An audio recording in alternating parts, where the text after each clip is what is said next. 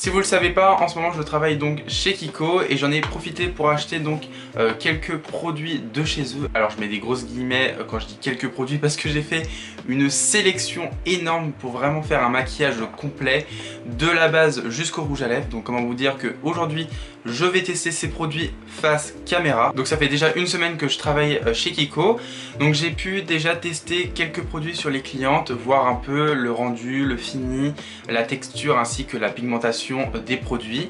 Donc c'est pour ça qu'il y a des produits où je les ai achetés parce que je suis sûr du résultat et d'autres où je sais un peu moins mais que justement je veux absolument tester. D'où l'importance de cette vidéo dans laquelle je vais donc tester et donner mon avis concernant les produits de chez Kiko. Donc avant de commencer de tester les produits, je vais vous parler un peu de la marque de Kiko, un peu dans les grandes lignes, hein, donc ça va être très rapide. Donc Kiko a été fondé en 1997 à Milan, donc c'est une marque italienne. Kiko a pour objectif de proposer des produits qualitatifs à un prix raisonnable et abordable, et elle a été créée par Antonio Percassi. Voilà, j'ai fait un petit peu le petit tour, on va pouvoir passer aux produits. Donc je commence avec une base, donc c'est la Skin Trainer CC Blur. Donc c'est un produit apparemment révolutionnaire, donc ça fait un peu base mais aussi CC crème. Alors bien sûr ça va unifier juste le teint, mais ce qu'il faut, enfin de façon très légère. Vraiment, donc c'est pas quelque chose que je me vois juste à appliquer. Peut-être pour un jour si vraiment j'ai envie juste de unifier légèrement mon teint et de flouter les pores, parce que ça a aussi une action qui va flouter les pores, ça a vraiment un effet Photoshop. Donc c'est pour ça que j'ai vraiment hâte de la tester sur moi, parce que sur les clientes quand on l'applique sur un pinceau, c'est différent parce que en fait avec les doigts on va vraiment activer le produit. Donc moi j'ai pris la teinte light, forcément la plus claire. Et d'ailleurs tous les produits Kiko sont cruelty free et vegan. Donc on est sur une texture assez épaisse quand même. Et je viens donc l'appliquer sur l'ensemble de mon visage. Alors ça a une odeur, mais je sais pas si c'est ma crème ou si c'est vraiment le produit. Donc déjà je sens que ça lisse ma peau, parce que c'est vrai que je vois pas trop la différence. Alors faut peut-être attendre d'appliquer son fond de teint. Enfin bref, on va voir ça tout de suite. On va passer au fond de teint. Donc c'est le Full Coverage 2 en 1. Donc ça fait et fond de teint et anti-cerne. Alors moi je vais pas l'utiliser en tant qu'anti-cerne parce que clairement j'aime bien avoir un anti-cerne qui soit un demi-ton en dessous de ma carnation. Donc moi je vais l'utiliser que en fond de teint, mais sachez qu'en tout cas vous pouvez l'utiliser aussi en anti-cerne, mais du coup vous aurez pas ce côté lumineux au niveau du dessous d'œil. Et je l'ai pris en teinte WR01. Voilà, je pense que c'est la teinte la plus claire de leur gamme, je pense. Donc on est sur un fini qui va être semi-mat avec un fini très naturel et avec une haute couvrance. Et en plus de cela on est sur une texture liquide, donc sur une application facile à travailler. Donc c'est avec un applicateur, c'est vrai que je suis pas très fan des fonds de teint en applicateur, mais c'était le seul fond de teint qui me correspondait au mieux. Au niveau de la teinte, je me suis clairement pas foiré, je suis trop content. Je suis très content parce que la base a super bien fonctionné, ça a vraiment bien lissé. Je sais pas si c'est le fond de teint ou la base, peut-être que c'est un peu les deux. Mais là on est sur un fini que j'aime beaucoup. Et on n'est pas sur des produits qui sont extrêmement chers, je l'ai dit en début de vidéo mais je le redis là. Ça va pas au-delà de 20 €. Donc déjà sachez qu'on est sur vraiment des petits budgets. Par contre au niveau de la couvrance, je la trouve un peu légère. Alors peut-être qu'on est sur une couvrance modulable, donc c'est pour ça que je vais en remettre. Ah voilà, là il y a de la couvrance. Ouais, donc on est plus sur un fond de teint modulable quand même je trouve. Parce qu'on peut avoir et un fini naturel et un fini un peu plus... Enfin pardon, une couvrance légère et une couvrance totale. Ah j'aime beaucoup. Et ne vous dites pas oui il travaille chez Kiko, du coup il va forcément que dire du bien sur les produits. Non, non, non, non, non, non. Après, maintenant, je pense que je dirais plus j'aime pas. Maintenant, je dirais on est sur un produit qui ne me correspond pas. Je trouve que c'est un peu moins violent. Parce que peut-être que moi, je vais pas aimer, mais peut-être que d'autres oui, parce que ça va correspondre à leurs attentes. Pardon. J'arrive pas à parler aujourd'hui, je suis désolé. Je suis à la ramasse. Et sachez qu'il y a des produits chez Kiko que j'aime pas du tout. Enfin, en tout cas, que j'ai déjà testé et que j'aime pas. Quand c'est comme ça, je les achète pas. Par contre, c'est vrai que je trouve que pour les peaux noires, c'est peut-être un peu juste. Déjà, il y a des teintes pour les peaux foncées, c'est déjà pas mal, hein. C'est mieux que rien. Mais c'est vrai que de mes souvenirs, enfin en tout cas de ce que je vois, parce que c'est vrai que il n'y a pas beaucoup de clientes peau noire qui viennent demander un fond de teint, donc pour l'instant je peux pas trop vous donner un avis très objectif sur les fonds de teint, mais c'est vrai que j'ai l'impression que c'est pas totalement incroyable. On passe à l'anti-cerne, donc c'est le Perfecting Concealer et Eyes Primer Duo de la collection Bloomy de chez Kiko, toujours. Là on était sur des produits qui restent au long terme, là on est vraiment sur une collection, si j'ai bien compris, qui ne reste pas sur le long terme. Donc en fait on est sur un double embout, mais j'ai complètement oublié de faire ça juste avant. Mais c'est vrai qu'en fait le fait que ça soit avant, enfin qui fait partie du lenti-cerne, c'est vrai que c'est pas pratique. Parce que si vous voulez ce côté-là, ça va être un côté soin à appliquer au niveau du dessous d'œil pour venir hydrater justement le dessous de l'œil au niveau de la cerne. Et de l'autre côté, on va avoir justement l'anti-cerne qui est un peu comme le fond de teint précédemment, qui va avoir vraiment un effet naturel avec une couvrance modulable, un fini pareil, semi-mat, enfin bref, tout ce que j'aime. Mais du coup, je ne vais pas pouvoir utiliser le côté soin, je suis trop bête, mais oui. Parce que du coup j'ai appliqué le fond de teint. Il faut vraiment que je pense à vraiment utiliser ma CC, enfin ma base, et ensuite d'utiliser mon anti-cerne entre guillemets, puisqu'il faut que je prenne ça. Ce n'est pas grave, je vais utiliser quand même l'anti-cerne pour aujourd'hui. Je ne vous ai pas dit la teinte d'ailleurs, donc j'ai pris la teinte 01, pareil c'est la plus claire de la gamme. Je commence avec un côté pour voir ce que ça donne, et je prends la pointe de mon éponge. Au niveau de la teinte, je me suis pas foiré. Putain mais ça c'est super par contre.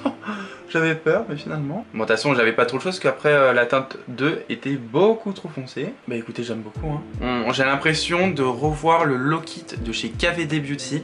Il est à peu près pareil. J'en mets aussi sur les paupières parce que je n'ai pas de base à paupières chez eux. Enfin ils ont une base à paupières mais elle est translucide donc moi j'aime pas du tout. Moi je préfère les bases colorées.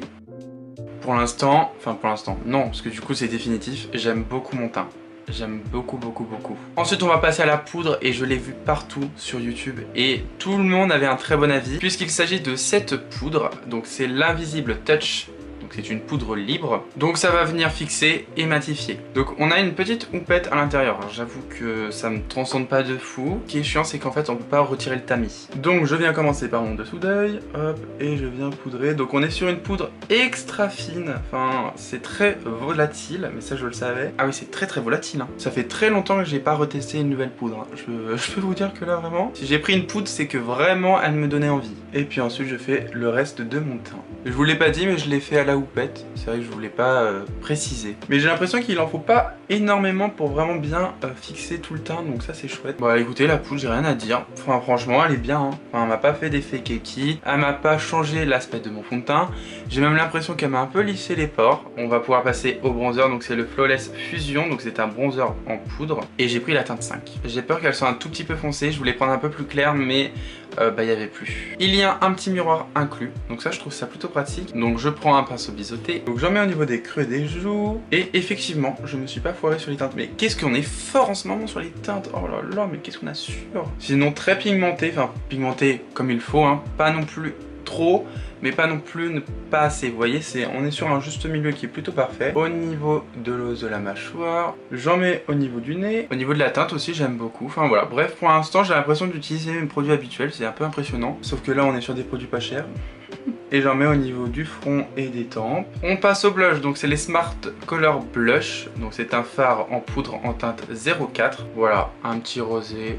Très simple. Quand vous entendez le mot smart, c'est qu'on est vraiment sur des produits pas chers. Tout ce qui va être collection, ça va coûter beaucoup plus cher. Pourquoi? Parce que ça a été fait par des designers.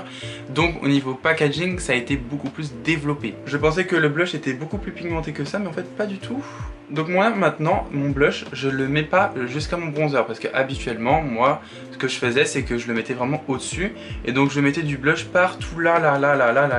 Et maintenant j'ai changé de technique, je reste focalisé en fait à ce niveau-là. Bon bah écoutez, au niveau de la pigmentation du blush, on repassera. Hein. J'avoue que j'avoue que là je suis un peu déçu. Ouais non, ça me correspond pas du tout, c'est pas du tout pigmenté. Enfin c'est pas en tout cas à la hauteur que ce que j'aurais souhaité. Bah on va rester comme ça, écoutez. Hein. On passe au sourcil. Donc là c'est une pommade à sourcil. Donc comment il s'appelle? Il s'appelle Lasting Eyebrow en teinte 06. Donc là on est sur une pommade bien grasse qui va tenir donc 8 heures. Donc on peut faire des sourcils très marqués, très tracés ou à l'inverse très naturels. Et c'est résistant à l'eau et sans transfert. Et moi je vais faire donc des sourcils assez naturels. Hein. Je veux pas des choses très marquées. On est vraiment sur une texture bien grasse, mais moi c'est ce que j'aime bien parce que ça va beaucoup.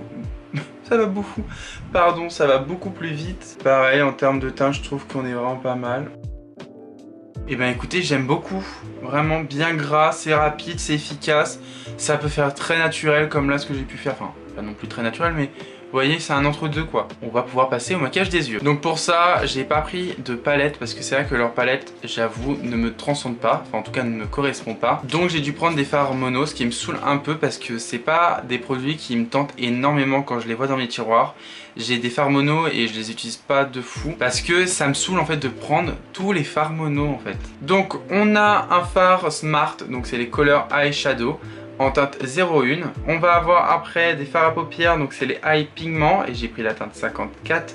Donc la teinte noire, toujours dans la même gamme en teinte 50, mais aussi en teinte 42, en teinte 18 et en teinte 15. Puis ensuite j'ai pris les Long Lasting Wet and Dry Use Eyeshadow, donc j'ai pris la teinte 200 qui se présente comme ceci, incroyable. Donc là on est sur des pigments irisés beaucoup plus intenses, qui peut s'utiliser, si j'ai bien compris, à fard sec, mais aussi humide. Et la teinte 212. Je vous ai zoomé pour que vous puissiez un peu voir du coup ce qui va se passer. Et je vais donc avoir la détermination d'utiliser toutes les couleurs. Je commence avec la teinte 50 et je l'applique donc au niveau du ras de cils. Pour la pigmentation, c'est pigmenté, mais j'ai l'impression qu'il faut le travailler quand même assez doucement parce que ça peut vite faire des taches. Par contre, on n'a pas de chute, donc ça c'est vraiment cool. Je prends la teinte 42 et je vais venir le mettre au niveau de mon pli de paupière. Donc je vais en appeler que au coin externe de mon œil. Je me reste focalisé à ce niveau-là. Donc je viens estomper, donc là ça va se décider de si c'est pigmenté ou pas aussi, parce que quand ça s'estompe, si tout se barre, c'est que c'est pas bien pigmenté. Ensuite je vais appliquer la teinte 18 et je vais le mettre donc au centre de mon pli de paupière. J'adore cette teinte, très pigmentée. On vient estomper. Ah, j'aime beaucoup les couleurs. Je prends ensuite la teinte 15 et je l'applique donc au niveau de mon coin interne, enfin en tout cas dans mon pli de paupière. Et je vais remonter un peu à ce niveau-là. Hop, je remonte un peu au niveau du sourcil. Le jaune est vraiment bien intense, enfin franchement, rien à dire. Je prends la teinte 54 et je vais venir intensifier mon maquillage. Ah super, on est sur un bon noir là. Et je viens un peu en mettre au niveau du ras de cils. Et c'est vrai que je l'ai pas dit, mais j'ai vraiment eu aucune chute. Et je vais terminer mon maquillage en utilisant la teinte 200 de cette gamme. Donc déjà, je vais essayer sans mouiller mon pinceau, etc. Juste pour voir un peu ce que ça donne comme ça. Donc voilà ce que ça donne déjà avec une première couche, enfin en tout cas à fard sec. Je vais essayer avec un spray fixateur de chez Charlotte Tilbury pour venir sprayer un peu mon pinceau. Donc je vais ensuite prendre un crayon noir, donc c'est le Lasting Precision, donc c'est un crayon rétractable que j'aime beaucoup, qui est waterproof, qui tient vraiment bien, qui est hyper gras, intense, excellent comme crayon. Je l'avais déjà avant et je me le suis repris parce qu'il est vraiment incroyable. Et je vais en mettre au niveau de la muqueuse. Voilà, j'aime beaucoup ce crayon, incroyable. On passe au mascara, donc c'est le 36 heures lasting et volume effet mascara de la collection Bloomy. Il a une tenue de 36 heures, il va vous permettre de vous donner du volume, il va vous les courber, il va vous donner de la longueur je trouve. Et en plus il va nourrir vos cils parce qu'il y a du beurre de karité si j'ai bien retenu, ce qui va permettre d'hydrater vos cils, donc ça va prendre soin de vos cils en même temps. En plus on est sur une petite brosse, donc ça attrape les longs cils comme les petits cils. Il fait pas de paquet d'ailleurs. Je vous montre la différence que ça a pu faire avec le mascara et sans mascara. Donc là il y a mascara et là il n'y en a pas. Même là vous voyez vraiment la différence. Enfin bref, c'est incroyable. J'ai fait l'autre œil, vous voyez, non mais j'adore. Ce produit est complètement validé. N'hésitez pas, alors je sais pas si à l'heure actuelle, quand vous allez regarder cette vidéo, la promotion sera toujours d'actualité, mais n'hésitez pas, il est en réduction, il est à moins 50%, il est à 6,99€ au lieu de 12,99€, donc comment vous dire que pour un bon mascara, c'est vraiment l'occasion de foncer tant qu'il est en réduction. Et on va pouvoir terminer avec les lèvres. Donc en lèvres, j'ai pris déjà un crayon à lèvres, donc c'est les crayons lèvres Matita Labra en teinte 404. Pareil, on est sur un crayon rétractable et il a vraiment une tenue incroyable. Vraiment, je l'avais testé sur mon bras et je l'avais même mis sur mes lèvres et ça avait tenu hyper longtemps. J'ai eu même du mal à démaquiller sur ma main le trait que j'avais fait et sur mes lèvres à la fin de la journée, il en restait encore. Bon, forcément, j'ai mangé, etc. J'ai énormément parlé parce que comme je travaille dans le milieu de la vente, bah, on parle beaucoup. Donc c'est vrai que ça a quand même, enfin ça c'est quand même un peu parti, mais il en restait toujours, enfin mes lèvres étaient toujours teintées. Il n'y avait pas de différence entre mes lèvres naturelles et le crayon, enfin vraiment ça se fondait naturellement. C'était vraiment incroyable. Et ensuite j'ai pris ces deux rouges à lèvres. Donc c'est les Ultimated Double Touch. Donc je l'ai pris en teinte 107 et la teinte 120 qui est une teinte beaucoup plus nude. Donc les caractéristiques de ces produits, c'est qu'on est sur des liquides mat avec deux embouts, avec le côté rouge à lèvres pour un côté mat, et si on le souhaite, rajouter un côté gloss pour rendre le rouge à lèvres beaucoup plus lumineux. Donc soit vous mettez que du gloss, soit vous mettez que du rouge à lèvres, ou soit vous mettez les deux. Donc ça fait trois fonctions. Donc on est sur 12 heures de tenue. Moi je peux vous dire, je pense que ça fait un peu plus parce que clairement, pareil, quand j'avais swatché sur ma main, quand j'avais acheté, j'ai eu du mal à l'enlever, pour vous dire même le soir même, c'était encore resté sur ma main. Ça tient vraiment bien. Je pense que pour ce que j'ai fait aujourd'hui, le rouge risque d'être un peu too much. Ben, je pense que je vais faire le combo des deux produits. Je commence par le crayon, puis ensuite par le rouge à lèvres, et je verrai si je mets un gloss.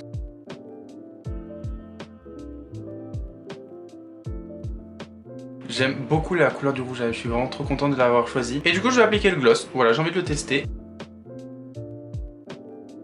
Ah, j'aime beaucoup le combo des lèvres là. Je sens que je vais me le faire régulièrement ce combo, vous allez en avoir ras le cul. Donc voilà, le maquillage est donc terminé.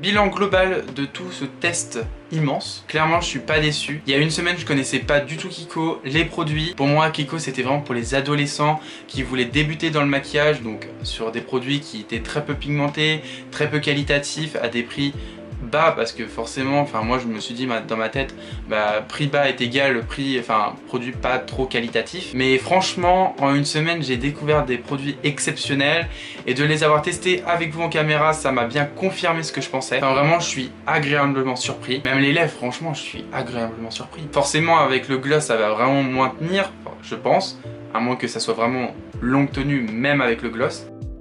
Bah j'ai bien l'impression, me dites pas qu'avec le gloss ça va avoir une tenue incroyable quand même. Non. Je vais essayer sur ma main si c'est sans transfert là maintenant. Sans transfert. Bref, merci d'avoir regardé cette vidéo. Abonnez-vous et likez cette vidéo si elle vous a plu. Et sur ce, je vous dis à très bientôt.